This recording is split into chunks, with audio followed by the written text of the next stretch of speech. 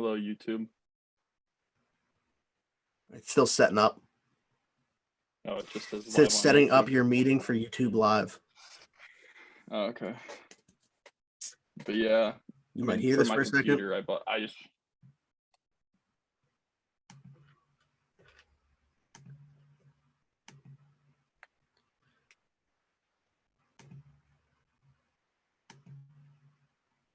Okay. Do you still see me? Mm-hmm. Why is...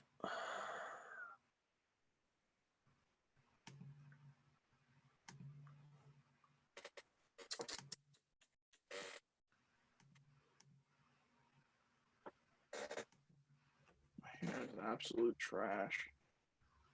No, I can't be bothered.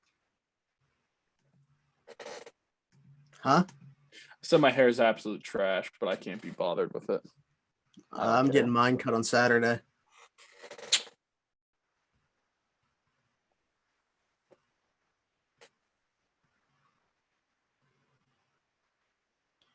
Finally, okay.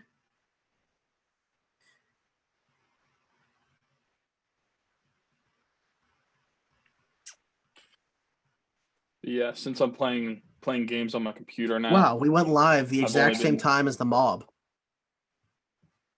Oh, sick. But since I'm playing games on my computer now, I have been using my PS4 headset because that's the only headset I have that's like still over the ear and has a microphone that will work. But I wanted to get an actual headset and mic, so last night on Amazon I ordered a headset, microphone, a boom arm, preamp, and then cables for that. Yeah. So my voice should sound crisp whenever I use that. Yeah, it does. Oh, your voice sounds different right now. Are you doing anything different right now? No. Oh. Well, maybe it's just in my head that it was going to sound better then. Because you sound different to me. Yeah, I don't know what it would be. I don't know. All right. I'm going to start recording this. We're going to intro to the song Body by Loud Luxury. And then you'll come in. Are you going to do like what we used to do when we first started? Yep. We're throwing it all the way back. All right, ready? Yeah.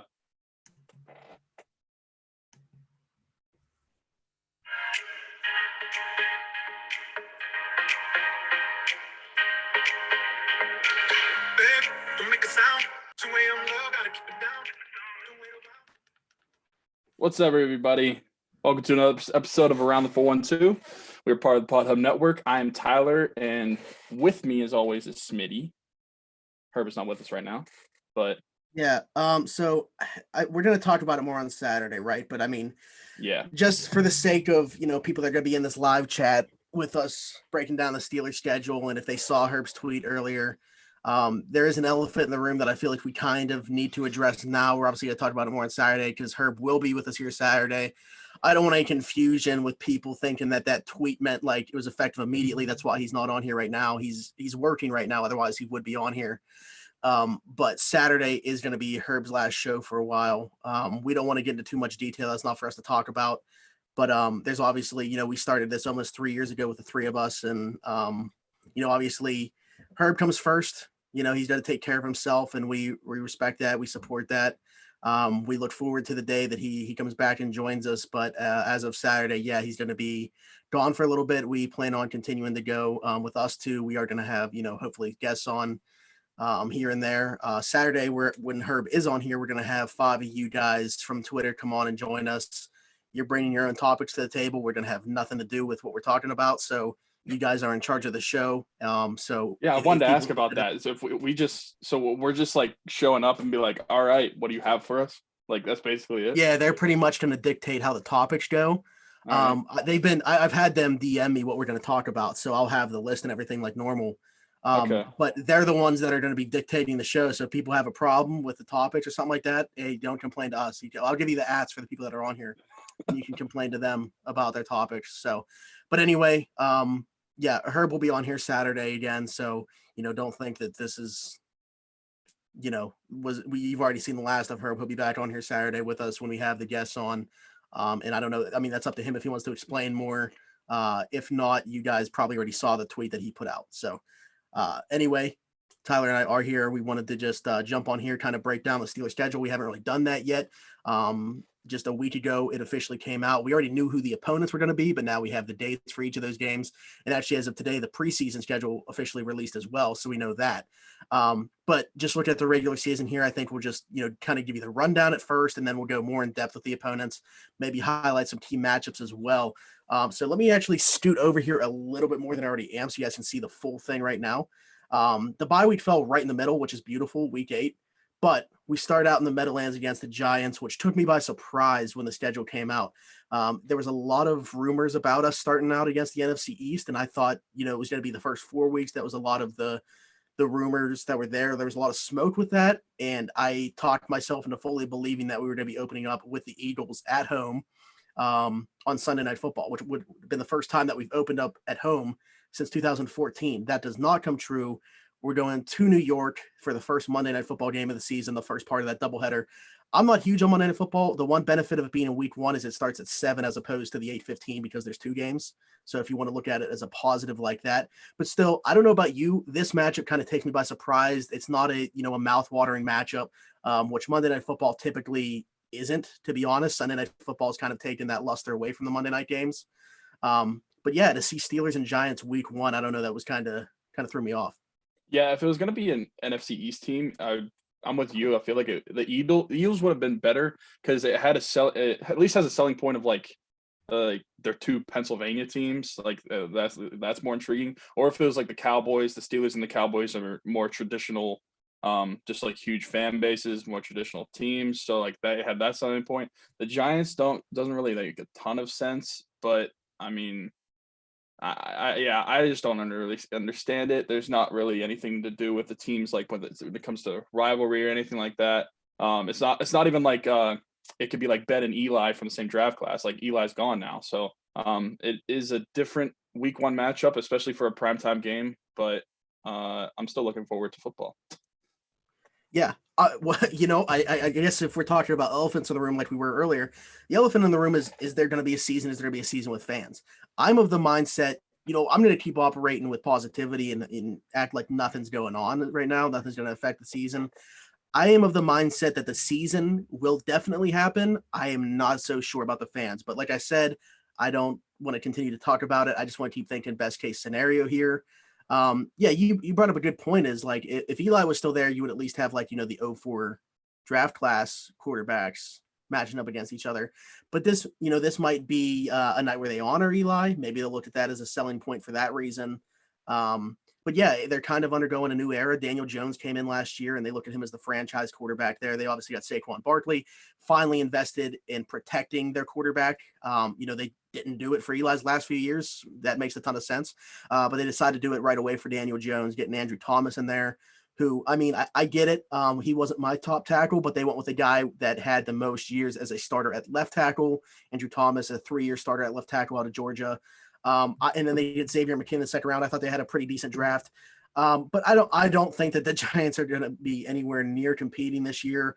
I think, if you want to look at it as a positive, this is a good game to kind of get Ben back in the groove. He's going to have rust. He would have rust regardless if he was coming off a healthy season, but he didn't play it all last year really. So just a game and a half essentially, and didn't look that great in that game and a half. So we're going to see some rust, and this is probably the way to knock off that rust is against the Giants. Yeah, I mean, you're looking at and then their home opener. They're competing for. Wait, what? Oh, my bad. I was just going to say you're looking at kind of a lag there. Okay, I would say you're looking at a team that's like competing for 3rd place in the NFC East. So they're not going to be great. And if you want to like talk about like kicking off or like jump starting your season. If they drafted Matt Pert and Shane Lemieux as well, if they compete for spots or get starter spots, then they're going to have a rough time with the Steelers front 7. So that'll be a fun game for the defense, I think. Yeah, I mean, they used a ton of picks to address their offensive line, which was the right 3 call. Of their first 4, I think. Yeah, I mean, that's the right call for them. They needed to do that. But, those guys, if you're asking them to immediately play and you're putting them up there against a team that led the league in sacks, the Yeah, I mean, results right off the they're gonna bat be probably aren't going to they're be gonna great. be lining up against Bud Dupree, Cam Hayward, Stephon Tuitt, and TJ Watt. So have fun with that. Right. Yeah. I like this from that standpoint. I guess I just don't see it as like a wow factor game for the Steelers to kick off the season. Like I had kind of talked myself into happening with Philadelphia, as you mentioned, for those reasons, the battle of PA and stuff. But we'll get into them here shortly. The Steelers do open up at home week 2 against the Denver Broncos, a team that once again they feel like they found their quarterback last year and Drew Lock, and he looked pretty good. And they're giving him a ton of weapons. You talk about second-year quarterback coming into a beautiful situation. They drafted Noah Fant last year. He's coming back. Cortland Sutton looks like he could be a receiver 1. They drafted KJ Hamler. They got who was Jerry Jeudy? Jerry Jeudy, first round. Yeah, I would say mention KJ Hamler first. I don't know. I don't know why. Yeah, KJ Hamler for some reason is who. And they even got another receiver. I don't know if he was undrafted, Tyree Cleveland. So they were going receiver heavy in the 2020 draft class. I think he wasn't an undrafted free agent, but either way, they added 3 receivers. They're going to be fast on offense. They added Melvin Gordon in free agency. I think that, and they're getting Bradley Chubb back off injury. This brings me to my point about the strength of schedule. While the Steelers have the second easiest strength of schedule on paper based off teams' records last year, I don't see it as that easy of a schedule this year because I think that a lot of the teams that were bad last year are going to be better this year. I mean, we have 4 games against teams that picked inside the top 3. Obviously, in the top 4. 2 of those against Cincinnati. That's one team. They also play Washington, who picked second, and the Giants, who picked 4th. So that obviously plays into the strength of schedule thing. But a team like Denver, who finished where they did, I think is going to be a lot better this year, at least on the offensive side. And as I mentioned, with Bradley Chubb coming back, I mean, and we haven't really talked about, the Von Miller had coronavirus, and he's talking about how he can't really work out as much anymore. He also has asthma, like an underlying issue. Yeah. I am very curious as to see like how that's going to continue to impact him down the line here. But anyway, I think Denver's a much better team this year than they were last year. So I don't look at that as a cupcake by any means. Yeah, no, I think this will be a real test for the defense. The offense has some serious speed on it. It's definitely the better part of their team, I think, now, which a few years ago, Denver was all focused on defense, which, I mean, their defense, I don't think it's not terrible, but it's definitely not the best part of their team anymore. But I think it'll be a real test for the Steelers defense in week 2. Because, I mean, week 1, you do have like Saquon and stuff, but offensively, the Giants aren't as huge of a threat as Denver's going to be. So Denver will be the first real test. Yeah, I think when I look at Denver's defense, I see the front 4. They added Jarrell Casey for a 7th round pick from the Titans, which I didn't understand that trade at all, but hey, whatever. And they got AJ Boye for a 4th round pick from Jacksonville. So I looked at the front part of that defense and the back end of that defense, and I think that they're pretty solid there, even with the loss of Chris Harris. I look at the linebackers, and in the middle of the field is probably where you're going to be able to attack that defense. Obviously, as I mentioned, Bradley Chubb coming back helps that front as well. And then Justin Simmons, a very underrated safety on the back end. So I think if you're going to beat that defense, it's probably in the middle of the field. I think that we're probably going to attack him with a lot of crossing routes. I am so happy that Juju's going to be able to get back into that natural slot position. But anyways, yeah, I looked at this game against Denver not as a cupcake. I think that their offense is going to be able to put up points. It will be a test for our defense, and it's going to be, in my opinion, strength against strength with their offense against our defense. And I'm curious to see what our offense does against their defense. But the matchup of this game is going to be their offense going against our defense. Yeah, and Drew Lock is to be like a full year starter because last year he came in like 2/3 of the way into the season or something like that.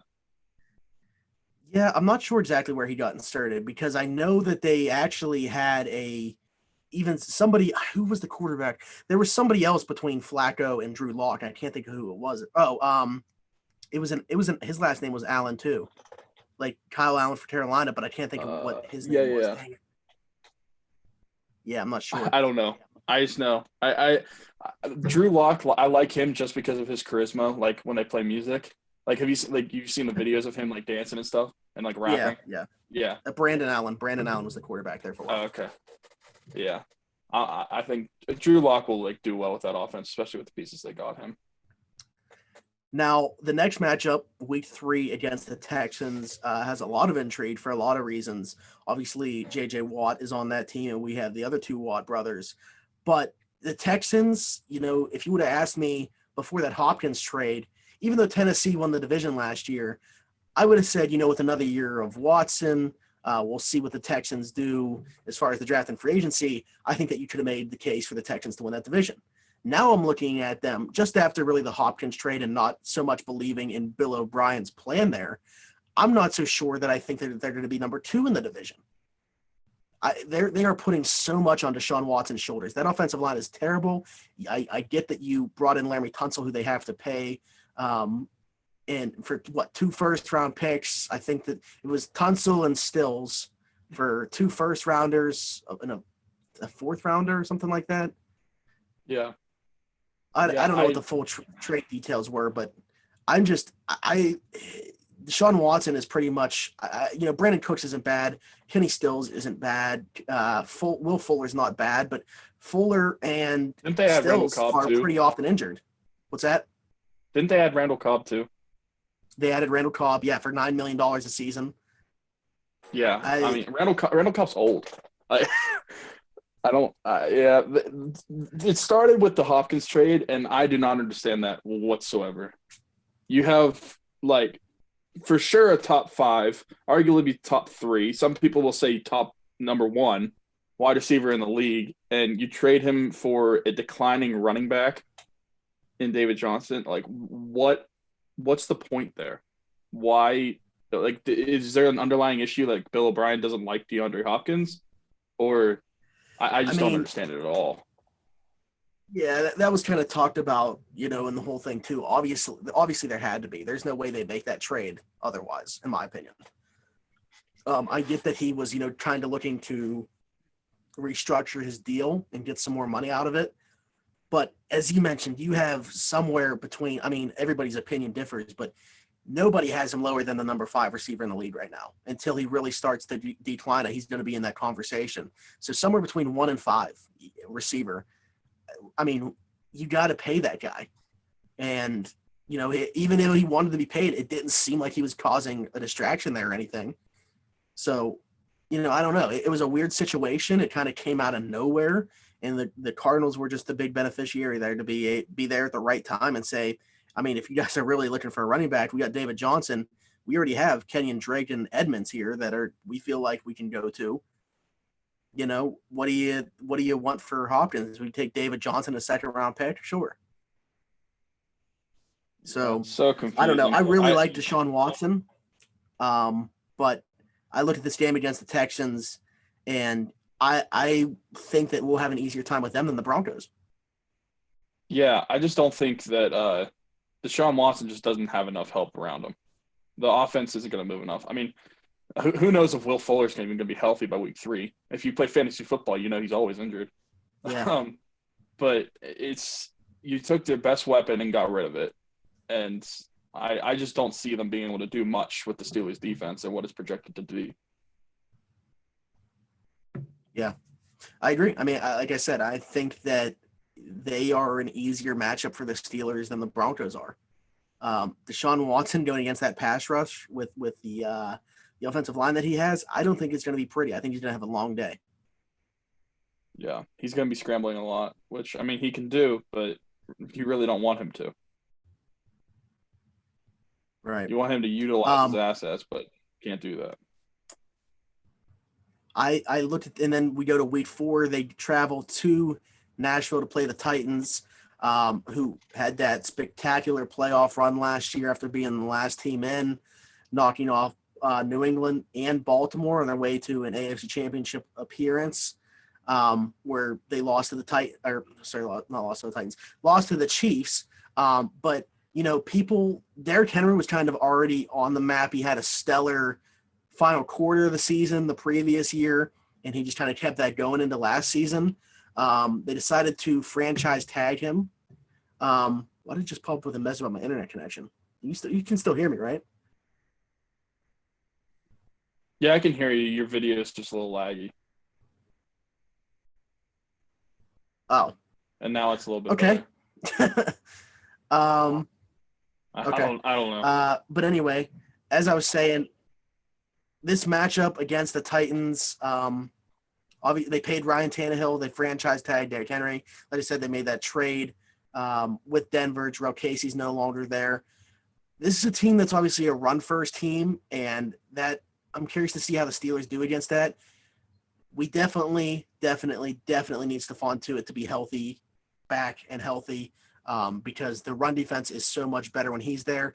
This is a game where I hope and pray that we really don't notice the loss that Javon Hargrave is going to be to this team, because this is a game where he would obviously be a huge piece to the defense, and I think that we would appreciate him more than we did most of the time that he was here.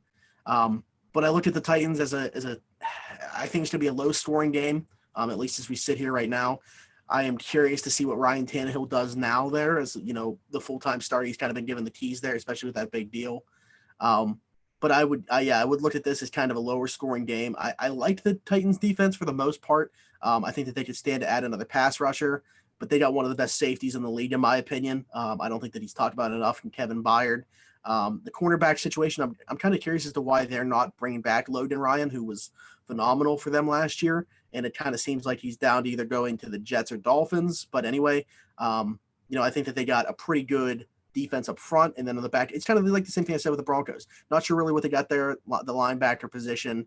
For the most part, I like what they have in the secondary, and I like what they got up front. But yeah, I would say this is a game where I don't think, at least as we sit here right now, given an early prediction, either team touches 20 points. Yeah, I agree. I think it'll be a low-scoring game. There's going to be a lot of running in this game. And that's what scares me a little bit, because watching Derrick Henry and in the playoffs last year, just between the two games with the Eagles and not the Eagles, New England and the Ravens. I jumped ahead. I was looking at the schedule on your screen. But he was just a beast. And New England and Baltimore had great defenses last year, but they still couldn't stop him. And they added, I don't know how much he'll get used, but they added Darrington Evans as well in the draft, which I know you were big on him. He's running back out of Appalachian State. But so I think their run game is really good. Their pass game could be better. Did they get rid of Corey Davis? No, they just didn't pick his fifth-year option. Okay. This year. Okay. Yeah, he's been a huge disappointment for them. I think he has 5 career touchdowns. For what? Wasn't he 5th overall? Yeah. Yeah, that was what a terrible pick. But Tannehill barely passed the ball in the playoffs last year, and they were still beating teams like that. So, yeah, I'm excited for this matchup. I think this is going to be like, when it comes to like possible, this is early in the season, but possible playoff matchups, this is going to be like a real one. So this will be like a really tough test for the team. It's funny because the USA Today put out their record predictions, and if it played out the way that they say, we would be facing the Titans in the first round. Really? Yeah. The Titans are a good team, and they drafted Cole McDonald, so they got way better. Yeah. Is he gonna pull Ryan Tannehill? Is Tannehill gonna be the Mariota? I guess we'll see how Tannehill performs. If he doesn't have to throw the ball, then it doesn't matter. He just has to hand it off to Derrick Henry. Yeah, they have a lot more financially committed to him now, though, than the Titans did in Mariota when Tannehill took over. Oh, really? Which, unfortunately, I don't believe in, that playing a factor, but it definitely does. Yeah, for sure. Look at Jack Johnson playing on the Penguins. It's kind of the same thing.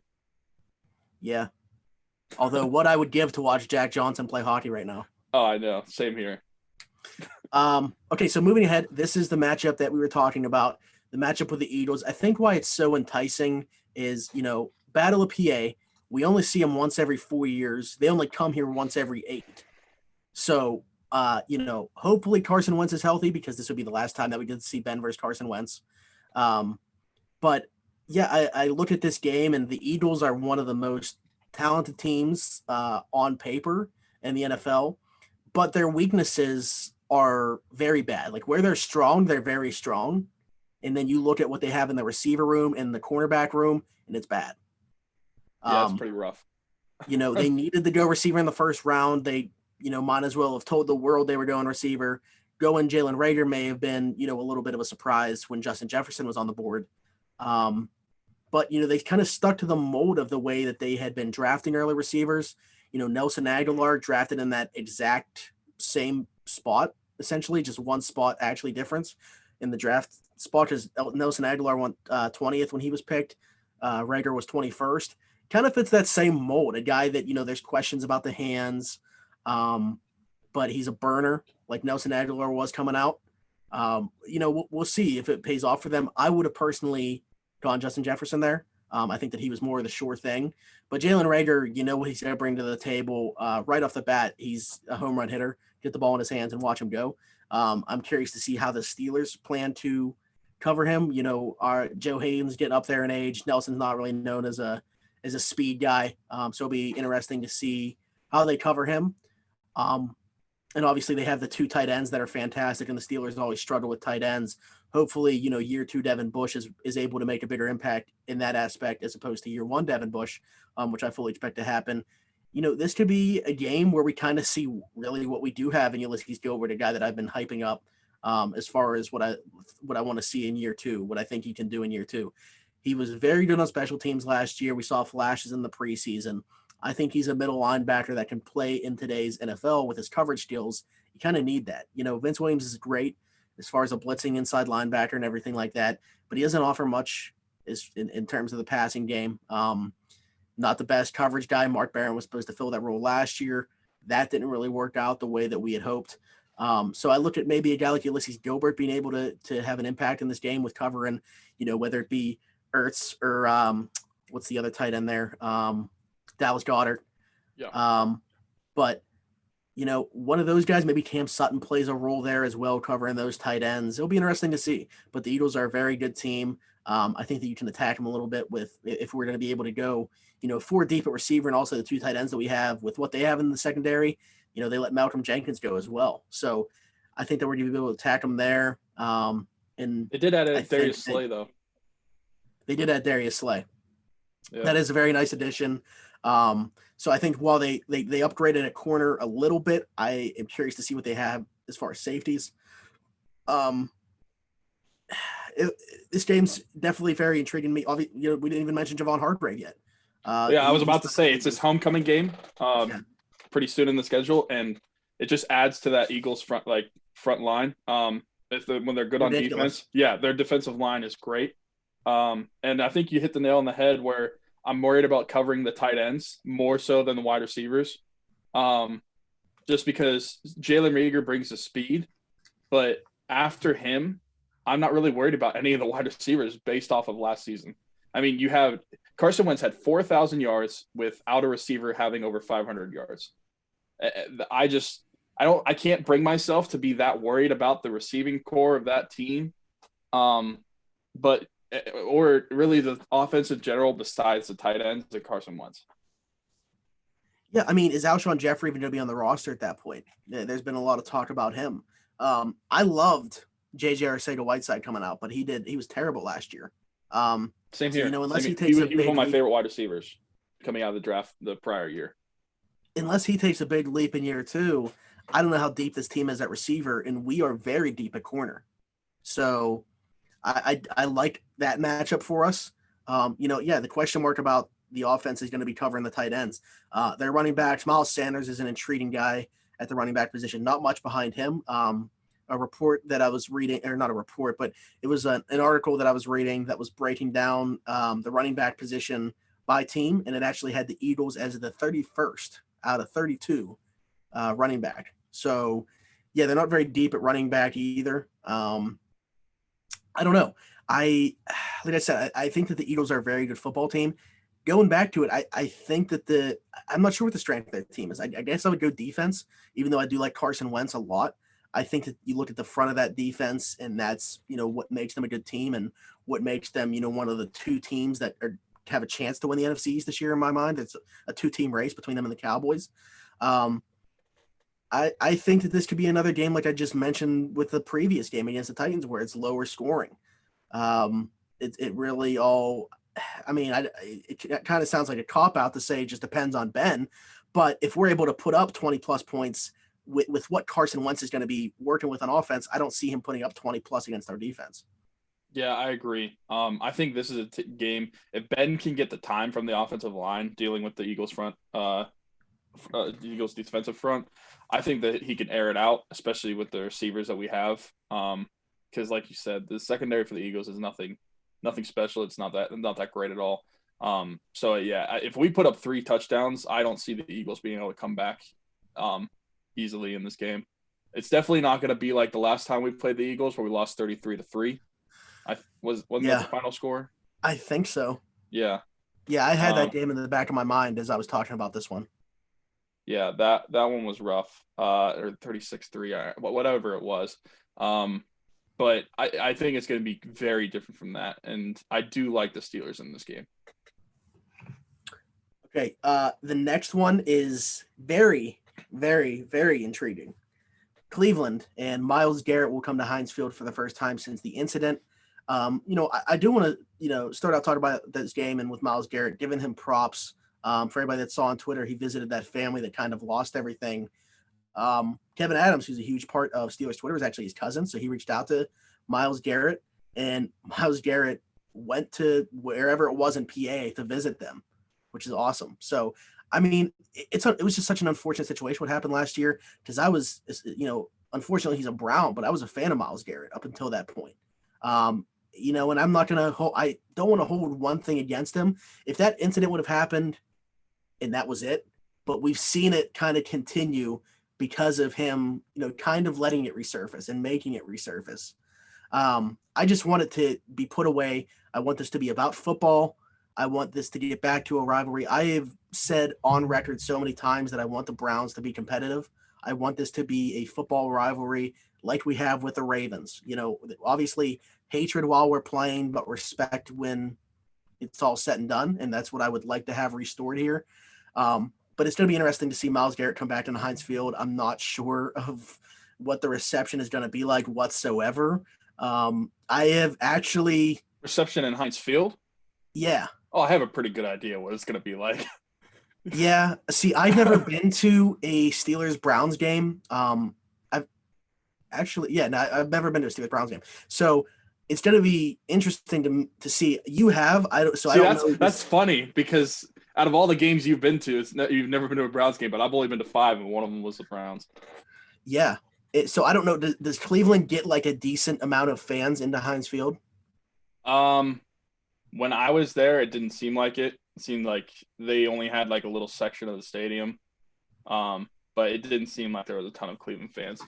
Also, the game I went to was in December, and so maybe they didn't want to travel and go just in the cold. But, yeah, I mean, I don't know what to expect because this game is, October 18th? So, yeah, they're different from when I went. When I went, it was in the teens. So, that tells you a little bit about that game. To me, October and November, I think October is probably my favorite month to go to games. Yeah. I mean, I think personally, I think October is the best sports month. Like overall sports, not just football. Yeah. But anyway, talking about the Browns, new head coach, new regime there once again is, I feel like this is asked every year. Is this finally the year? The first year head coach, Kevin Stefanski, Andrew Berry, and they're making the decisions as GM, who I really like actually. I'm curious about Stefanski though. How's he going to work with Baker Mayfield? He brought in his guy from Minnesota, Case Keenum, whose best year was with the Vikings, to back up Baker, maybe give him a little bit of a push. I'm not saying Case Keenum's going to take his job. By no means do I see that happening, but I think it might be a little motivation for Baker to look at and say, hey, you know what? They brought in a capable backup who his best success came under my new head coach. So I kind of got to have my best year here, for a lot of reasons, not just because of that. Cleveland's got to make a decision here soon about a 5th-year option. They got to make a decision about paying him. He's had a pretty solid rookie season. And then last year, where he was one of the bottom 5 quarterbacks in football, what do we have in this guy? And he has no excuse. They've surrounded him with a ton of weapons, brought in Austin Hooper. Year 2 of OBJ, they finally have a full offseason together. Obviously, Jarvis Landry's there. You know, I just the two running backs and Nick Chubb, who's one of the top 5 running backs in football, in my opinion, and then Kareem Hunt there as well. It's weapons galore there. I don't know if any quarterback has been in a better situation heading into year 3 than we have Baker Mayfield, and he's got to answer a lot of questions this year. I just I don't know. I don't know where I'm at on Baker Mayfield because it's kind of is it the kind of the quarterback version of like I don't want to say Juju, but a great rookie year, a really good year, and then a down year. You know, what do we really have in this guy? He's got to answer those questions this year. Yeah, I actually like that what's the word, analogy or comparison, I guess. Yeah. You're right. I mean, he didn't start the whole time, but he did have a pretty solid rookie year. Especially considering the team he was on. Like 28 touchdowns, and he didn't play the whole year. Yeah, and that team was significantly worse than last year's Brown teams as well. And then he has a down year last year, but at least the Browns. I mean, I don't want to say at least the Browns because it's not like I want them to do good, but at least the Browns got someone to protect him with Jedrick Wills, who was a lot of people's brought in top Jack tackle. Conklin. Yeah, so I mean, they're looking to protect him, give him some more time with the weapons that he has. Cleveland is no longer a cupcake team. They're not a team that you can automatically just chalk up a W on the schedule. But coming into Heinz Field, I mean, it's still, I don't know. The thing about this game is I hate that the whole week leading up to this game is not even going to be about the actual game. It's just going to be about the incident last year and everybody just talking about Myles Garrett, Mason Rudolph, who probably isn't even going to be playing or hopefully is not even going to be playing. Yeah. And no one's going to focus on the actual like game or anything like that. It's a very annoying situation. Well, that's what I was about to bring up with Mason Rudolph. Hopefully he's not even playing, and you know he's going to be part of the big headline coming into the game. Pouncey was suspended for his actions that game, so I mean, there's a lot of guys that are going to, I feel like, have some extra motivation for this one. It kind of reminds me of like Steelers Bengals a few years ago, like where there's going to be more than besides the play on the field that is talked about leading up to the game. Yeah, which is a shame. And like if you're a player, I'm sure that has to be in the back of your mind. You kind of got to be playing with your head on your head's gonna be on a swivel at all times, anyways, on a football field. But I feel like there's gonna be some guys that are like extra cautious during this one. Yeah, I mean, I don't even know what's going to be going through Myles Garrett's head as he's like going into Heinz Field. Like, I mean, he's got to come into the like mindset like everybody hates me here, and some people probably want to knock my head off like he just tried with Mason Rudolph. But yeah, my feet off that. Yeah, I know. I mean, you saw how much hate was in those Bengals games. I wonder if the Browns games are going to turn into that too. Yeah, I mean, that's why it's such a shame that like just one incident just caused all this ripple effect. Yeah, but the story sells, so that's all that matters apparently. Yeah, I mean, this incident got Mike Tomlin to be on First Take. Yeah, and Mike Tomlin doesn't talk to anybody. He does his media. He does his media day on Tuesdays at noon or 12:30 or whatever it is. That's his on Tuesdays. Yeah, and then after that, he doesn't talk to anyone. Nope. Okay, so the following week, first matchup with the division winners from last year in the Baltimore Ravens. The Baltimore running backs. This one's at Baltimore. They had arguably, the best draft. Definitely one of the top 2 or 3 drafts. Yeah, that sucks. They had a ton of picks. They had the ability to have a really good draft.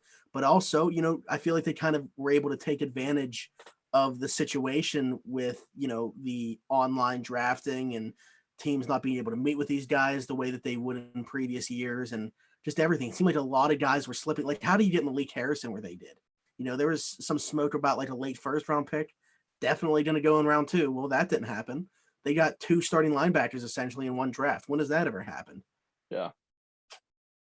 Yeah, they had a great draft and I hated it. I hated watching their picks like when we were on like Jake's show. Yeah. They definitely strengthened their defense. I mean, they like you said, they got Malik Harris, Patrick Queen, Matabuke. So it was they just had a great draft, and then on top of it, yeah, they added J.K. Dobbins, who a lot of Steeler fans wanted. So it was just kind of like for the people, the Steelers fans that wanted J.K. Dobbins, it was kind of just like salt in the wound that he went to the Ravens. So it was kind of the same thing for me, and it's the same team, Lamar Jackson, where I was like, I don't necessarily want the Steelers to take him, but I don't want him to end up with the Ravens. And with J.K. Dobbins, I was like, I don't really want to go running back at 49. I just hope that he doesn't end up with the Ravens. Yeah, well they were the only team in the division. They were the only team in the division that would have made sense to take a running back because you have Nick Chubb and Kareem Hunt in Cleveland, and you have Joe Mixon in Cincinnati. The Ravens, I understand Mark Ingram's there, but he's getting up there in age. So the Ravens had been linked to a running back, especially with how many picks they had. Like they could use one on a running back pretty early and still be fine, and that showed. So they take J.K. Dobbins, and I'm just like, here we go again. Like they get Devin Duvernay as well. He adds an element to that offense. I don't think he's, there were receivers I think I would have taken before him when they picked him, but he has his skill set that he brings to the table, which is speed, and that offense just got way faster than they already were. And that was between him and Dobbins, they added a ton of speed to that offense. Yeah, the Ravens are a scary team. And there's no denying it as a Steelers fan. The Ravens are a scary team. They're probably going to be picked to win the division. I might even pick them to win division whenever we do our division picks in a few months. But it's just it's very frustrating to see them do well. I wish their GM is very good, and I wish he wasn't. He is, Eric DeCosta. Yeah. I think that obviously best case scenario would be to say that we sweep them.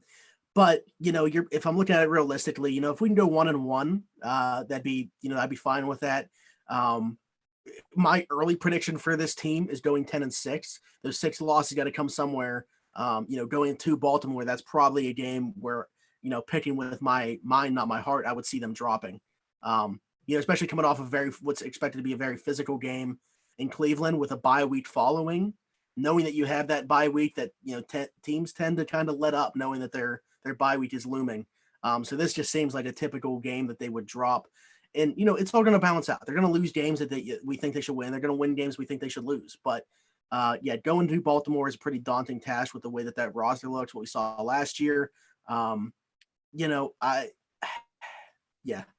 really have much else to say on it. If I'm picking with my mind and not my heart, I would probably see the Ravens winning no less than 11 games. And if I'm picking us to win 10, the Ravens would probably be my division winner, at least as we sit here right now.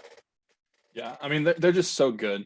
I mean, Lamar Jackson, as much as we like to make fun of him saying he's a running back and stuff, he's great. And the way he runs, it's not like he's a scrambling quarterback that is going to be out of the league in like a few years. Because if you watch him play, he doesn't get hit either. He makes guys miss so easily. He makes grown men looks like little boys. And he just plays so smart when he runs. He's not a guy that's going to look for contact. He literally tries to avoid it but not in a way that is like cowardly. It's just like he's just so he can like juke people so well, and he's just smart when if he gets some yards and goes out of bounds like that, he's okay with that.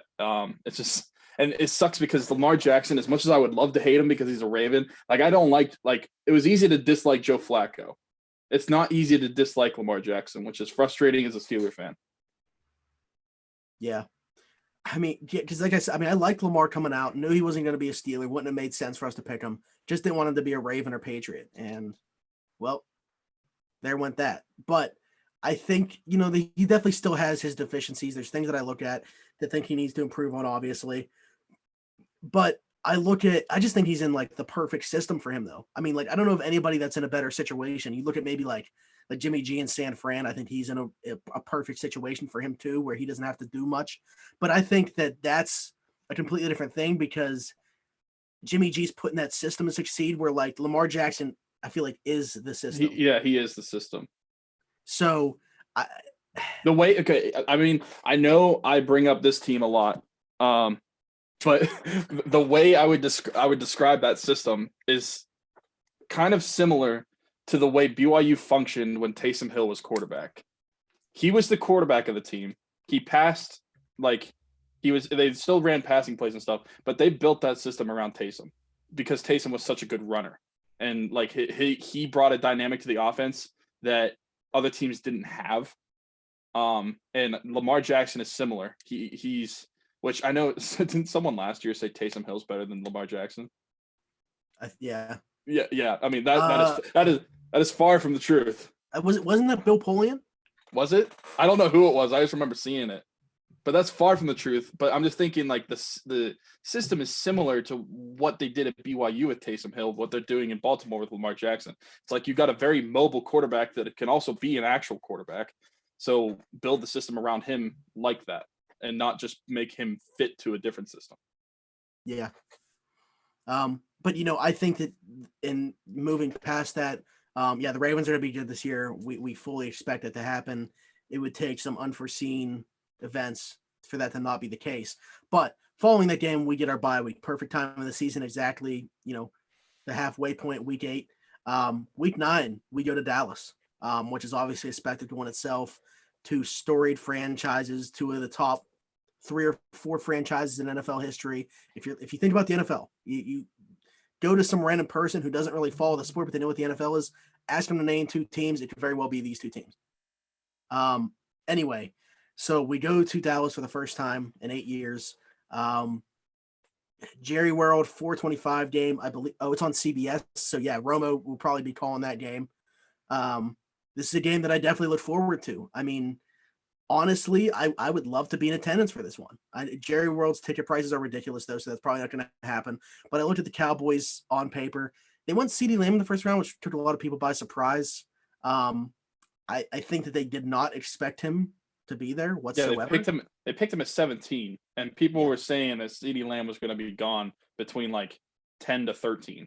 So if you can make a case for 8 just because of the intrigue of getting him back with Kyler.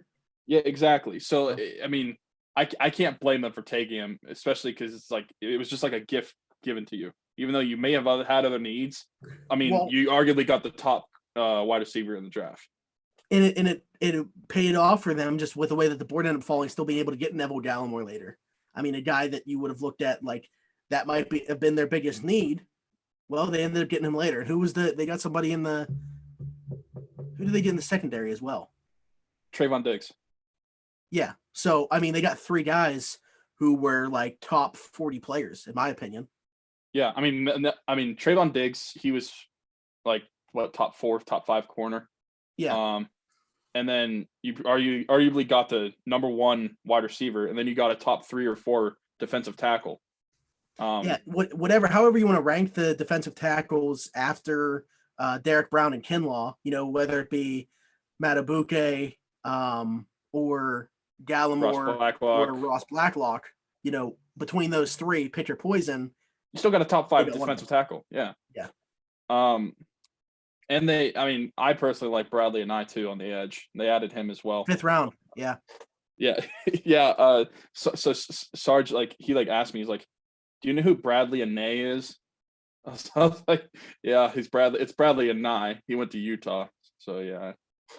But he was one of the more interesting speakers at the Senior Bowl. Yeah. Very quiet. He's very soft spoken. Yeah. Mormon, by the way. He's very soft spoken, but at the same time, he's confident, which I mean you have to be. But it's just funny to have those 2 blend together. And if you watch him on the field and then hear him talk, it's like polar opposite. Not the confidence part, but just like the way he talks, how quiet he is. It's just very soft spoken. But on the field, he's just a monster. That whole Utah defense last year was great. Yeah. But okay, so the Cowboys, they franchised Dak, but he hasn't signed that yet. That's going to be interesting to see how that plays out. We know what they have in Zeke at running back. They paid Amari Cooper. Obviously, CeeDee Lamb. Michael Gallup's a nice complementary receiver as well in his own right. One of the better offensive lines in football. I don't think that people really remember that on that defensive side of the ball, we talked about, obviously, Diggs. They lost Byron Jones. Aldon Smith, they signed him, who hasn't played in however many years. And that's going to be very interesting if he's anything like what he was with San Francisco. Yeah, like the videos where Stephen A. Smith will bring up a name that like either like isn't on the team or hasn't played in a couple years, but he's like Oh talking my as God. if they like Yeah. like it's kind of like that, except the player is actually on the team. Like it seems like it should be a mistake, but it's not. Yeah, I mean, I honestly like once I started talking about them, I kind of remembered that that was the case. I didn't come into this game thinking I was going to talk about Alden Smith. As we started talking about the Cowboys, I started to remember, wait a minute, they signed Alden Smith to like a 1 year, $4 million deal or whatever it was, who hasn't played in a couple seasons, however many it's been. Yeah. But yeah, I mean, that's a guy that's was a game record, most sacks out of anybody in NFL history in his first 2 seasons. Just obviously for reasons that weren't related to football, couldn't keep those numbers the way that they were trending. So be interesting to see though.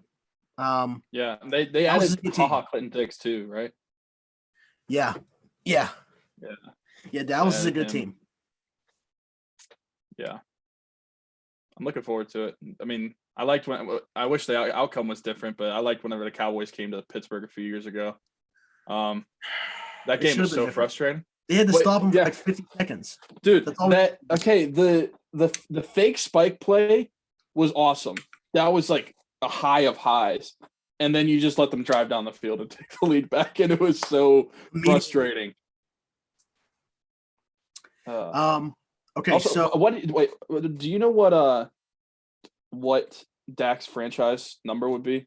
31.5. That's a lot. Yeah. Jerry will pay it though. Yeah, I remember somebody threw the idea out there, obviously before the draft, of them trading his rights to Miami for the 5th overall pick. Oh, really? Yeah. And what, taking Tua? Yeah. Or Herbert. I don't know which one would have been preferred for Dallas, but one of those two. It should be Tua. Yeah.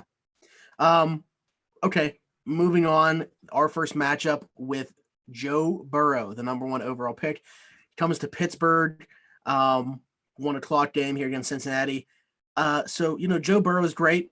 He's going to be great, I think. It's a great pick. Don't know who is going to be blocking for him. Obviously, they have essentially a second first-round pick coming back because Jonah Williams didn't play at all last year. That's literally the only position on the offensive line that they addressed. So everybody else is pretty much going to be the same. Bobby Hart is slated to play right tackle for them, who TJ Watt can do whatever he wants with. I mean, I looked at this game, and I'm just wondering how Joe Burrow is going to get out of this one uninjured. Yeah, he's going to have to get the ball out quick when he throws. But against the Steelers' front, like defensive line, we saw it last year too. Cincinnati's line is just not good. And I was about to say, we were at the game against Cincinnati last year. They sacked Andy Dalton 8 times. Yeah, we were. The Steelers won the game 27-3. They could be a similar outcome. I mean, the offense. I mean, hopefully AJ Green is healthy this time, because it sucks when he's hurt. Yeah, that's a difference. And they did spend money on defense. So yeah, but I mean, spending money on defense and AJ Green being healthy still doesn't affect your offensive line, and theirs is just terrible. Yeah, I mean, this is obviously week 10. We're gonna have a decent bit of film on Joe Burrow. He's obviously gonna have some film on the Steelers defense, but rookie quarterbacks. I mean, I get that it's Joe Burrow. I expect him to be overall good, but his first matchup with, I don't know who they play in those first 9 weeks. One of his first matchups with an elite defense is going to come here in week 10 against the Steelers. I mean, not to say I don't think he's going to be up to the task. I think that there are some weapons on that offense, but yeah, what it boils down to, you can have all the weapons in the world. If you don't have an offensive line to protect you, I mean, we're looking at essentially the same situation as brought up that they're going to have in week 3 with Deshaun Watson. He's going to be running for his life, and I don't care what you have around you. The Steelers defense is good enough to shut those guys down for enough time to let Bud Dupree and TJ Watt and Cam Hayward and Stephon Tuitt and hey, maybe my boy Smitty, Alex Highsmith can factor in as well in that game. Your boy Smitty. Yeah, I found out his nickname was Smitty, and now I'm calling him that. All right. Whatever. I don't. Do you have any other thoughts about this game with Cincy? Not really. I mean, it sucks because Joe Burrow's another one where it's like, I hope he does bad because he's a Bengal, but it's like I want him to do good because I like Joe Burrow. Um, but I also doesn't hope he doesn't get killed before week 10 because of the offensive line. Who would their backup be? Because they don't have Andy Dalton. I think the Ryan Finley who Oh played yeah, last year. right. Uh, I don't know. I feel like they're easily the worst team in the division. I think we'll probably sweep the Bengals this year again. Yeah. Oh, whoa. This is interesting. This has nothing to do with the schedule or anything, but I just happened to open the score app to see what's going on, like headline wise. Giants, DeAndre Baker, and Seahawks corner Quentin Dunbar wanted for armed robbery. Dunbar was just traded to Seattle from the Redskins not too long ago, and DeAndre Baker was a first-round pick of the Giants last year. How great! How 4 lovely! counts of armed robbery with a firearm, Baker. Dude, you play in the NFL. What do you have to steal? Like, what do you have to rob? You have money. I don't know. Oh, one other thing not related to the schedule before we move on. What about this Russell Wilson to Cleveland thing? That's a thing. Did you see that? No, I didn't. There's rumors that before the 2018 draft, the Seahawks offered Russell Wilson to Cleveland for the number 1 pick. Because at that time, they hadn't paid Russell that $140 million extension yet.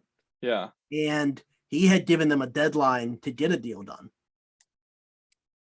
So they may have been shopping him because of that. I'm just in the scenario in my head. I'm thinking, who would have Seattle have taken? Because I don't think they would have taken Baker. I mean, they would have had their quarterback, right? So if not Baker, Sam Darnold. Yeah, I mean, that team would be a lot different if that actually happened, and Cleveland would be a lot different too. Yeah. Imagine Russell Wilson last year with Cleveland's offense, like having OBJ and Jarvis Landry, Nick Chubb. Although you wonder if the 2018 season would have gone differently for Cleveland, do they even trade for OBJ? Yeah, that's true. That's also true. I don't know. A lot would have changed, but yeah, I did not see that. Yeah, it was kind of thrown out there, and people were saying that, like, there's no way it was true.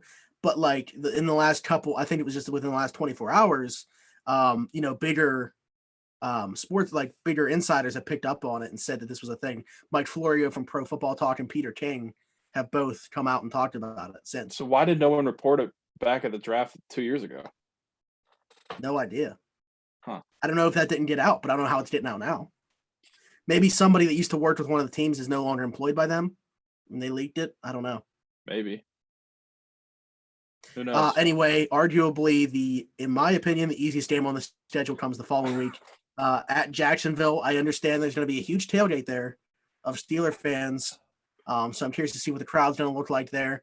But I'm not a big believer in Minshew mania. I think he'll be the starter this year, and they are my pick to be the worst team in football. And they are my pick to draft Trevor Lawrence, number 1 overall, the 2021 draft. Yes, it's very early, but as it stands today, that would be my prediction. I think that we will go into Jacksonville. It's not going to be anything like those last couple matchups where, we needed a great fourth quarter comeback to beat them. And the previous 2 matchups before that were not very pretty for us. I think that this is a very, very bad football team, but they also want to be very bad. I think that they're in kind of like the early stages of a rebuild. So I think that if I'm looking at the schedule right now, this is the game that I'm circling as probably the easiest matchup for us. Yeah. Well, okay, before I talk about how bad they are, I'll mention some good things. DJ wait, who did you? Oh, Chark. Okay, yes. But they also drafted C.J. Henderson and Kavon Chase on. So those are some solid pieces. They drafted Laviska Shenault. Yeah, I'm not sure about that fit. I was kind of on board with Shenault. They ended up taking him 42nd overall, which is fine as far as a draft spot for him. He went into the last year's college football season as like wide receiver 2 or 3. But I think it's a weird fit.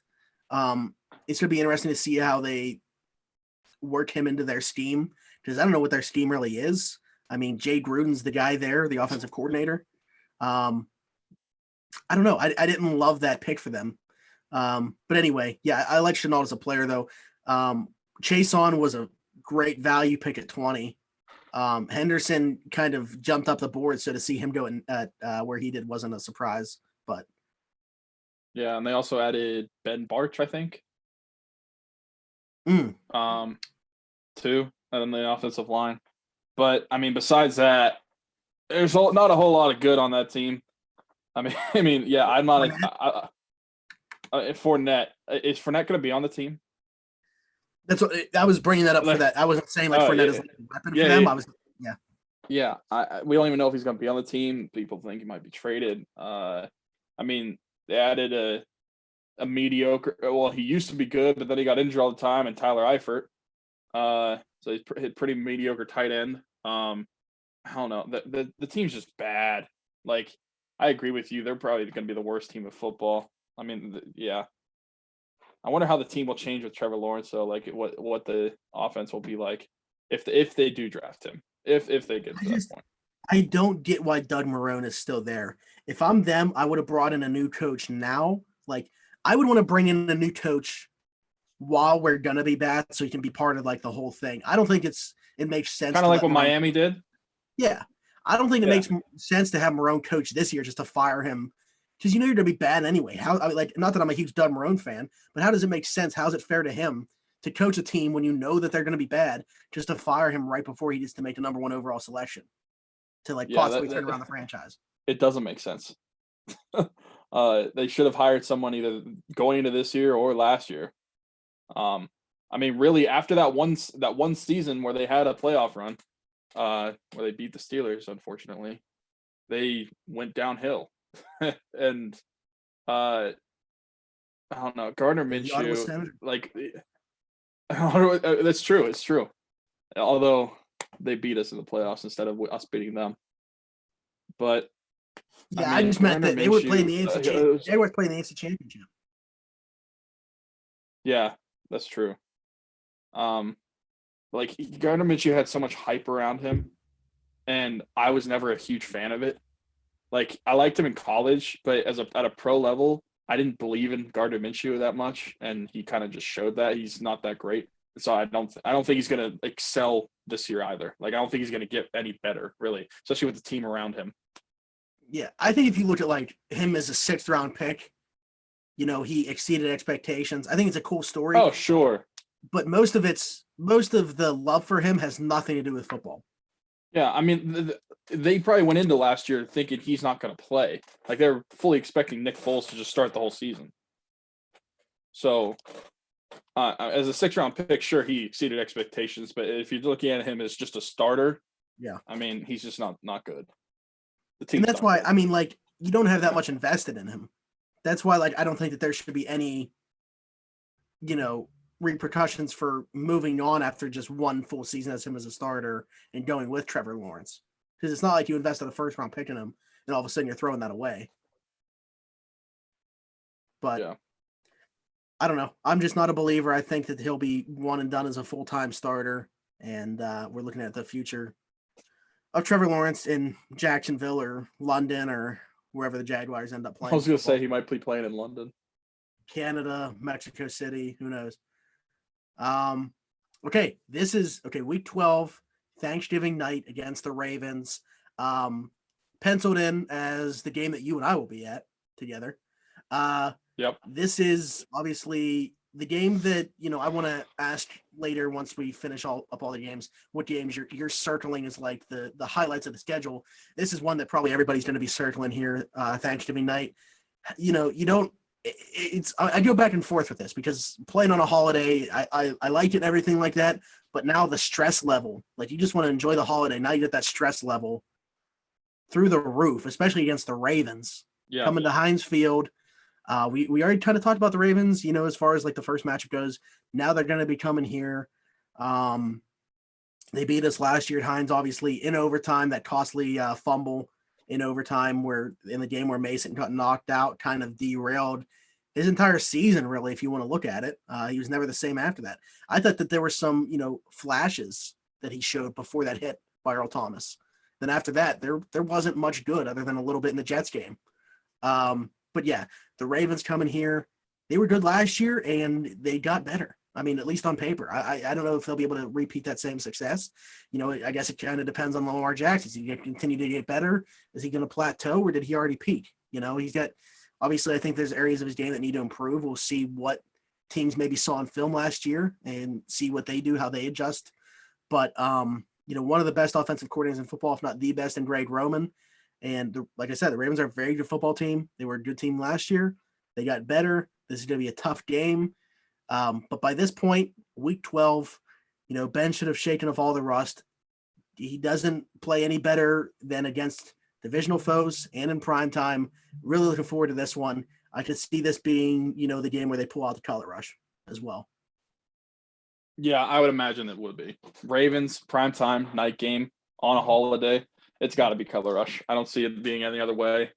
But, I mean, for those reasons, that's why I'm so excited for this game. Not only just because you and I might be going, but I love Thanksgiving football as it is. But the Steelers playing on Thanksgiving makes it a little more special.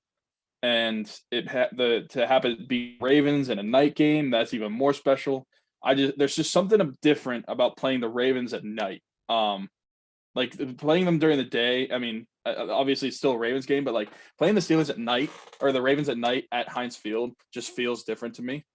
And if we're gonna split the series with the Ravens this year, like this is the game I'm gonna have the Steelers winning. Obviously it's a home game. And at this point, it's week 12. The division is starting to take shape into like who's going to be where too. So there's going to be definitely playoff factors into this game. Like how close are we to the top? If we're at the top, are they? How many games separate us? So there's going to be a lot of factors going into this game, like for how big it is. Like this could arguably be the biggest game on the schedule, depending on how the season turns out. Yeah, I mean, that's a good point. With how many games are left after it, you still think that there's not going to be that much of a gap where one team couldn't catch the other one. But, you're going to see, like, if we're in the lead by a game, if they're in the lead by a game, who's going to need this game more? And could that potentially factor into who we would pick in it as well? Who won the first matchup? These are all factors that could play into that second matchup. Obviously, unfortunately, there's probably to be injuries on both sides. So, who knows? But yeah, this is a game that I think if you're looking at it right now is one of the two most intriguing games, maybe three, depending on, how you feel about the Philly and Dallas games. But yeah, this is one that everybody's to be circling. After they eat all their turkey and stuff like that, finish up with the pumpkin pie, they're going to be tuning into this game. And prime time, as you mentioned, and probably the color rush. I think that they'll choose to wear their throwbacks maybe in a different game. Maybe we see those against Philly. They wore them against the Rams last year. So, yeah, I was going to say the Browns at first, and then I started to think like last year they wore them against an NFC team. So I don't know if that's like, but the previous year they wore them against the Browns the first time that they wore them. So I don't know. Okay. Following week, the number 2 overall pick, Chase Young and the Washington Redskins.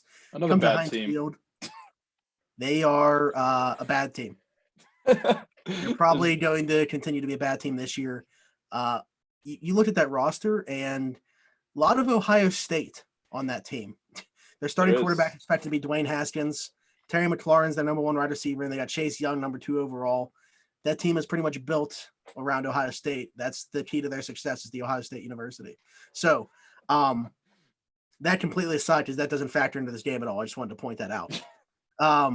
The Washington Redskins, they're quietly not that bad on defense. I think that their front seven's decent, but that offense, I mean, I like Dwayne Haskins, coming out.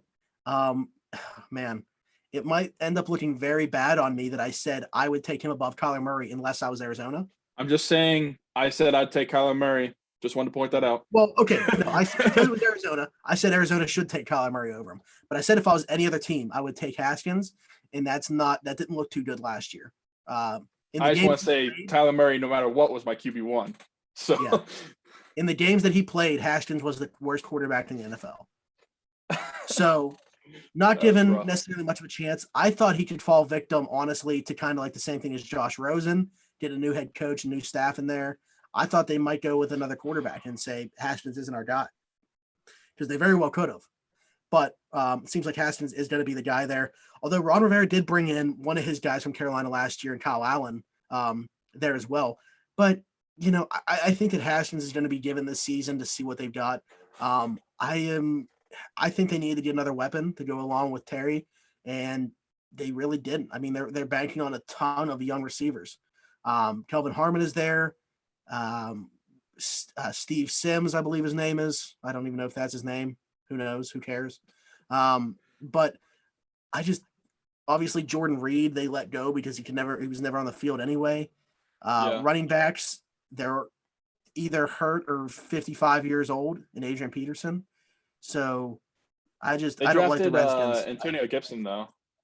That's not terrible. Oh yeah, that's right. I don't know what he is. Like, what is he gonna? I like Antonio Gibson as a player. Is Washington creative enough to use him?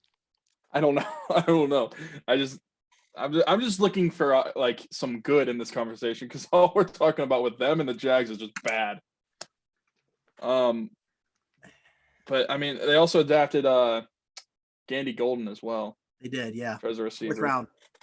But you mentioned we're talking bad about them, but it's like, I mean, there's obviously some silver linings. Like Chase Young is going to step in and be a monster for them. Yeah, and the wave is going to be interesting. Yeah, and so kind of what I said with why the reasoning why I would have taken Chase Young at 1 with the Bengals, you can kind of say the same thing for the Redskins, where you get Chase Young and then you're still going to be bad enough where you're probably going to have a top 5 pick next year. So hopefully, I mean, best case scenario, Dwayne Haskins does well enough where he keeps his job and then they can get him a target in the top 5 pick next year. What were you going to say? I just thought about an interesting scenario where Dwayne Haskins isn't the guy, and then they pick another Ohio State quarterback in Justin Fields next year. I mean, because Trevor Lawrence is going to be gone. That's a very real possibility. Yeah, that's true. But yeah, best case scenario for Dwayne Haskins is that he does well enough where he can keep his job, but the team still sucks.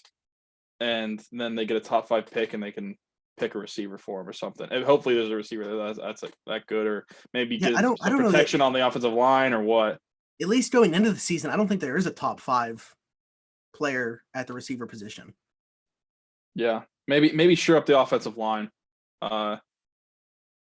Maybe you'll get the number 2 pick and you can take the dude from Oregon. What's his name? Diang or Penny Sewell or something. Piang or Pin. Yeah, I don't know how to pronounce his first name, but he's the top. He's the top lineman. That's all I'm saying. The one from Oregon. But yeah, you got to get some help. But they're going to be bad this year. That's going to be an easy W. I don't want to predict W's, but like that should be an easy one. Yeah. Penei Sewell. I don't know if that's pronounced. Sewell. Butchered that. Sewell is his last name. Sewell. I would guess Sewell. Sewell. Okay. Sewell.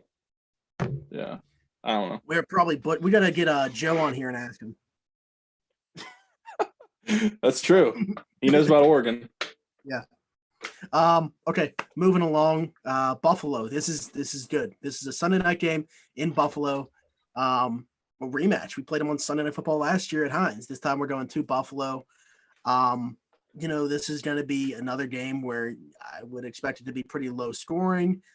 Weather this point in December in Buffalo will probably play a factor as well. I think it's, again, I've mentioned it a couple times already, but I think this is like a game that's a race to 20. I think if either team gets to 20, they're winning that game. Yeah.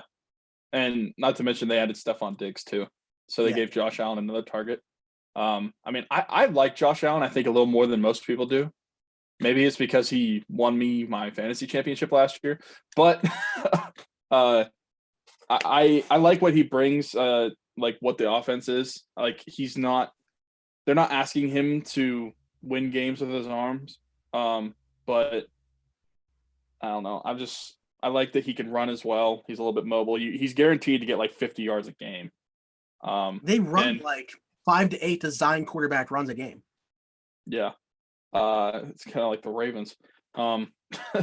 But this last year, this was a big matchup. This could be a big matchup this year as well. Do you think Buffalo will win the AFC East? Yes. Yeah. Yeah, and this might come back to bite me. I think that the Patriots don't even finish second. Really? Who do you have second? I have the Dolphins second. Really? You think Tua is going to have that big of an impact they spent a immediately? lot of money on defense. I liked what they did on defense. I think even if they make that quarterback change in season, they still get more wins this year than the Patriots. I just want to say one name real quick. Austin Jackson. Yeah. I didn't understand that pick whatsoever. I would have understood it in like the third round. The Jets shouldn't be that bad this year either. If Adam Gase wasn't the Jets coach, I might be higher on them. Yeah. So what? You have the Patriots finishing third? Yeah. Dude, I don't. 6 wins. 6. You think they're going to fall off that bad just because of Brady? I don't think it's just because of Brady. They also lost Kyle Van Noy and Jamie Collins. That's true. Kyle Van Noy's in Miami. Yeah. I don't know. I mean, look, the receivers stink. That's true. That is true. It's all about the quarterback. It's just weird to think about the Patriots being bad. It's like I can't imagine it until I actually see it. They're going to be the Steelers' offense last year with not as good of a defense that we had. That's pretty bad. Yeah, that's why they're going to win 6 games. All right. It's to me, it's still like I have to see it first. Like it's just thinking about them being bad. It's like it doesn't compute in my head because for the past 20 years they've been amazing. Yeah, there's part of me that wants to say they'll be 4th. I don't know if I can go that far. If Adam Gase wasn't there, I might do it. I might pull the trigger on it and just live with it if it doesn't happen. But I can't do it because Adam Gase is there. Yeah. You're Anyways, right. Okay. Buffalo is my pick to win their division. I think that they're another team. Minimum 10 games they'll win. I think maximum probably 12. Josh Allen's kind of a mixed bag when you look at how the media and fans and everybody around football look at him. But Stephon Diggs to me is like the perfect receiver for him. That short to intermediate route guy, one of the better route runners in the league, can pretty much run every route that you would ask him to. And I think that that's kind of what they were missing in Buffalo last year. Cole Beasley's good. He's a short down guy. He's reliable. He's got good hands. John Brown can stretch the field. What do they really have besides those 2 guys? There's obviously an element to that offense that you're missing. And I think what they got in Stephon Diggs is exactly what they needed. So I think he was well worth even with the first round pick. And they fell into AJ Epinesa anyway. So. Yeah, that was a great pick. And for Pittsburgh locals, they drafted Dane Jackson too. Yeah. Also, I forgot to mention that the Redskins drafted Khaleke Hudson out of McKeesport. I didn't know where he went. Was he drafted or did he sign the reference? Yeah, he was drafted in the 6th round. Okay. Or 5th round. Something like that. Okay, but yeah, this is obviously Sunday Night Football primetime matchup. This one for me is you might be going. Huh? I hear you might be going. Potentially. I think we want. That's gonna be cold. Yeah, I know. This is a game where we could buy the tickets, and those would be refunded if for some reason it didn't happen, pushed back, or without fans it was happening. Whereas if we were to try to plan a game to like Jacksonville, we would have to worry about the flight being canceled and not getting reimbursed for that if we didn't buy the travel insurance and stuff. So if we're driving to Buffalo, the only things that we have to worry about and pay for those would be reimbursed anyway.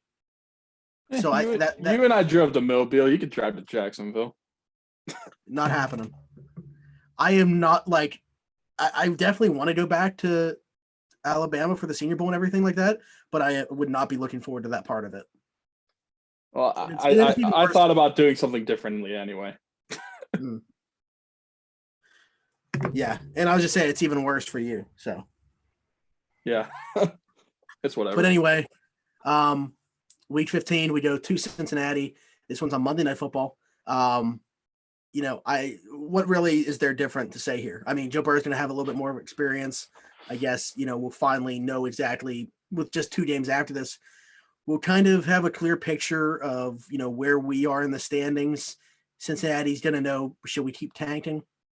Because I don't see them being anywhere near contention. But anyway, you know, we're going to have a clear picture on where the 2 teams really stand. Joe Burrow's going to have more experience under his belt this game around, obviously. More experience to have another loss.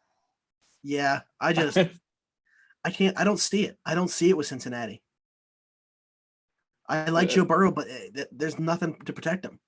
And even on defense, yeah, I get that they invested there more than in previous years and stuff. I'm not seeing it. I'm not seeing more than like a 5-win team at best. Don't they have to give Joe Mixon a contract soon? Yeah, it'd probably be after this year. Yeah. Was he a first-round pick? Second. Okay. Oh yeah, people thought he might be a first-round pick, but then he had that video surfaced. Yeah. I mean, I don't really have anything else to say about the Bengals. They're a bad team. They're going to be bad. Joe Burrow, I hope he's okay, even though he's on the Bengals, but they're going to suck. It's going to be 2 L's. I mean, we're going to sweep them. I can't really say anything else. Yeah, I mean, I think that they'll be better than they were last year, obviously, but we're also going to be better than we were last year. I would cap them at like 4 or 5 wins. Yeah. I still think they're going to be picking within like the top 5, maybe at best like 7. Yeah, it's still going to be bad.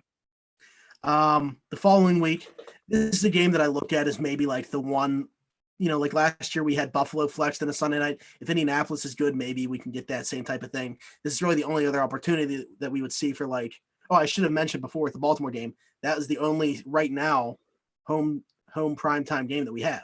So, you know, maybe the Colts and Steelers are both good. We can see this one move, but anyway, as of right now, it's a 1:00 game. Old Philip Rivers is now an Indianapolis Colt. Our boy Michael Pittman got drafted there. They got Jonathan Taylor. Roosevelt Nix. Yeah. Rosie Nix will be coming back to Heinz Field.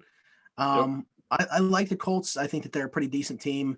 As of right now, I would probably, obviously with, you know, the one playoff spot being added to both sides, I think I'd pencil them into a playoff spot.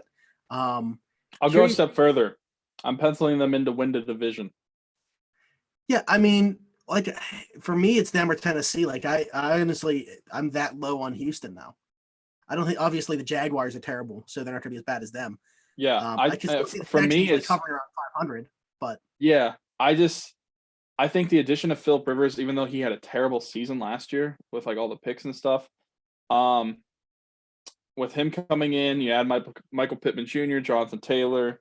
I just think that they'll be better. They'll be better enough where they can win the division. And I think Tennessee, even though I think Tennessee is a very good team still, and they very well may win the division. I'm still picking the Colts too, because what Tennessee did last year, I don't want to say it's an anomaly, but it seems like they kind of were overachieving a little bit as well.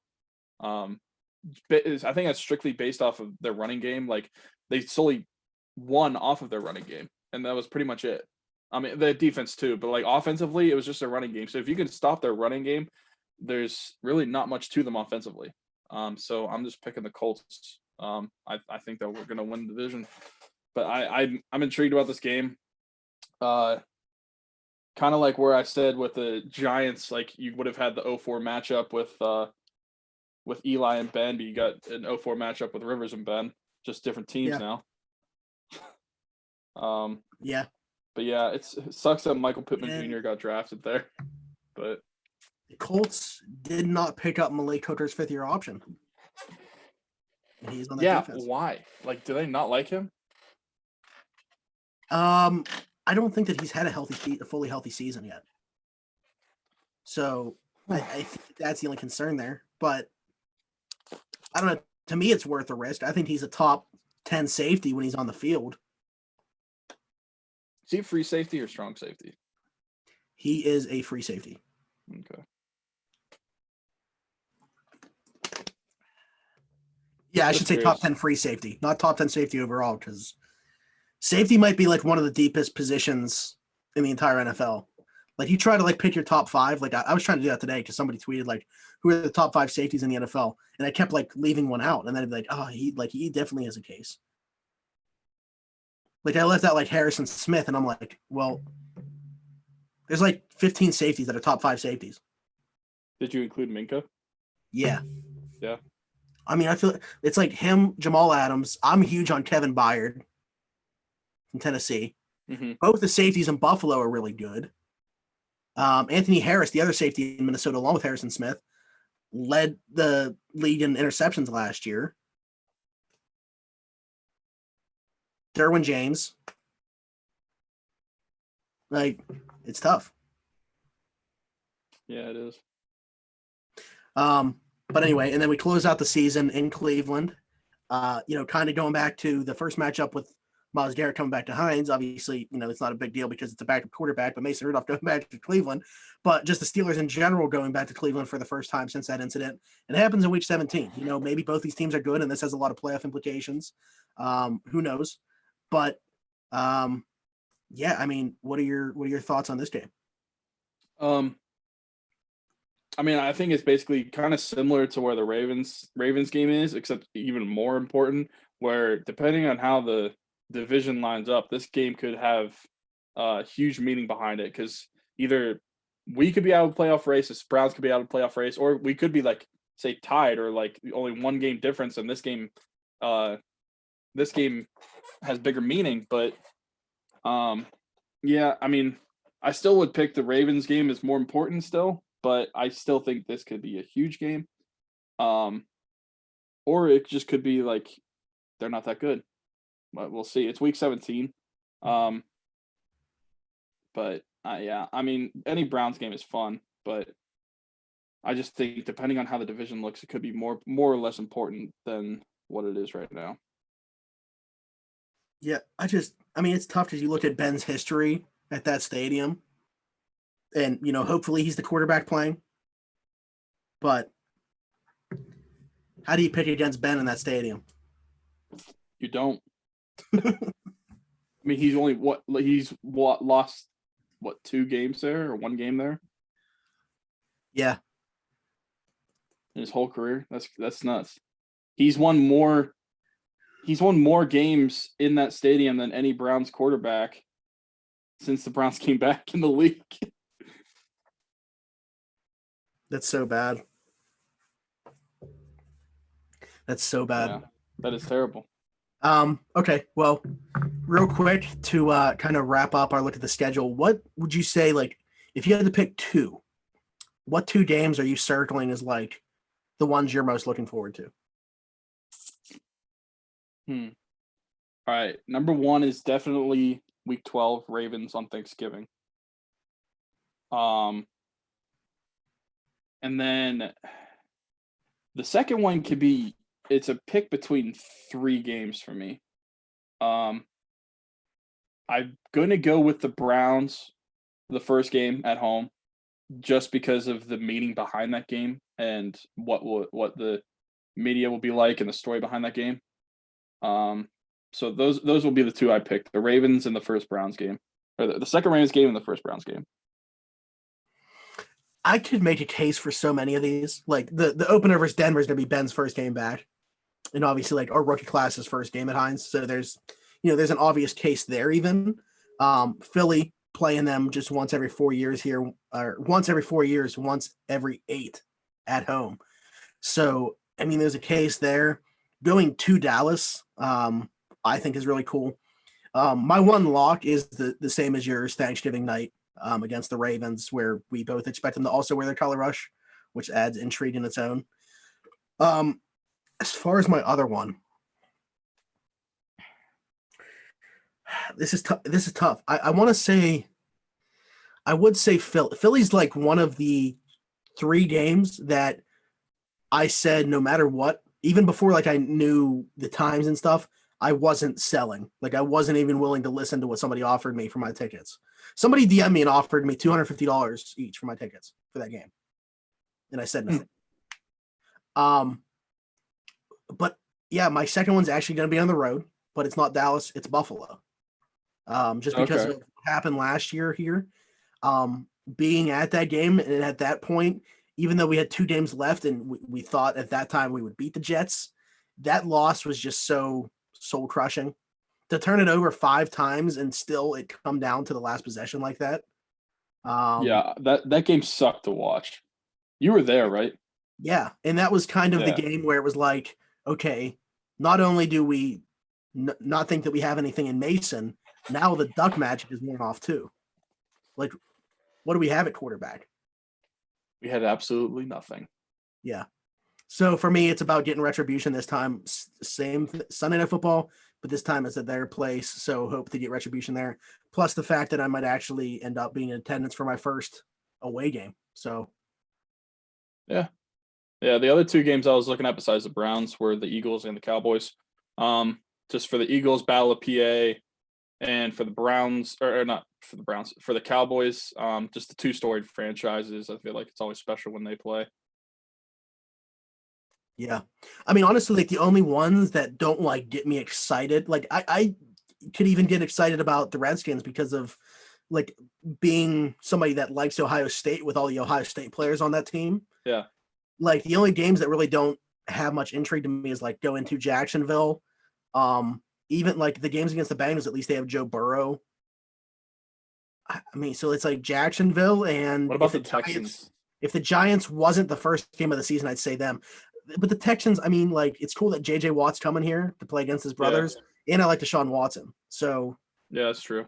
But I agree with you. If the Giants game wasn't the first game of the season, that would definitely be one of the more like it would be the Giants in Jacksonville. But I think like the way that the schedule's set up for me, it's really just Jacksonville that I'm not interested in much. Maybe the second Bengals game. Yeah, we'll see how the first one goes. But anyway, I think that's the show. Went a little bit longer than I expected. We talked about the matchups a little bit more in depth than I thought we might, but yeah, it's a good thing. So as I mentioned, Saturday we're going to have a different type of show. Herb will be back with us. We're going to have 5 people come on, talk about what they want to talk about. I think they all did DM me their topics already, so I just got to put them on a list. They'll come on for about 10 minutes or so, talk about what they want to talk about. We'll see how this one goes. We're kind of toying with the idea of doing it like once a month, maybe, depending on how this goes. But yeah, you guys are really relying on these 5 people to hammer it home and hit a home run with this thing so we can keep it going. The people if it fails, if flops, then that's it. We're not doing it again. But I do want to mention, unfortunately, the Horse Nickel Foundation did announce that they were postponing their Wing Bash. We're not sure of what the date would potentially be for that. But as of right now, the tournament itself is still set to go on August 1st and 2nd at Brady's Run. So you can follow them on Twitter, like the Facebook page. I believe they have an Instagram as well. So pretty much social media, get in touch with them if you are interested in having a team for the softball tournament. If you are in our area, speaking from experience, we're involved with it every year. I love playing in it. With the Wing Bashes, we do a live event there. So if you were to come to the Wing Bash, hopefully we're able to do it at some point. You come on the show and talk about whatever with us. We have some great memories on there that have absolutely nothing to do with sports. We got one of our friends telling us military stories. One of our friends coming on pretty much blacked out drunk talking about Trey Letang, even though we didn't mention that at all. So yeah, I mean, the stories go on and on, but those are always a fun time. So yeah, if you were interested in that, get in touch with them. And we are also sponsored by Keats Barbershop. Keats Barbershop is an old-fashioned barbershop located at 180 Brighton Avenue in Rochester, PA. Open 11 to 7 Tuesday through Friday and 9 to 4 on Saturday. Every Tuesday, it is $5 off for military personnel, first responders, and nurses. Again, Keats Barbershop, 180 Brighton Avenue in Rochester, PA. Of course, with everything that's going on right now, Our county, Beaver County, where we live, is still in the red. So the shop is not open at this time. Unfortunately, with everything that's going on, we look forward to the shop opening up hopefully very soon. Don't want to get political on here or anything, but we'll see how quickly we can get this barbershop back open. I know a lot of local businesses are struggling right now, and Christian's kind of lumped in with that with the pandemic and everything that's going on. So we're thinking about him. We can't wait till he's able to open back up. But anyway, you can support him. You can go like his pages. He's on Facebook and he has an Instagram page as well. So hit him up on there. Other than that, around the 412, part of the Pod Hub Network, it's been Smitty and Tyler, and we'll see you guys in a couple days. Bye-bye. Bye.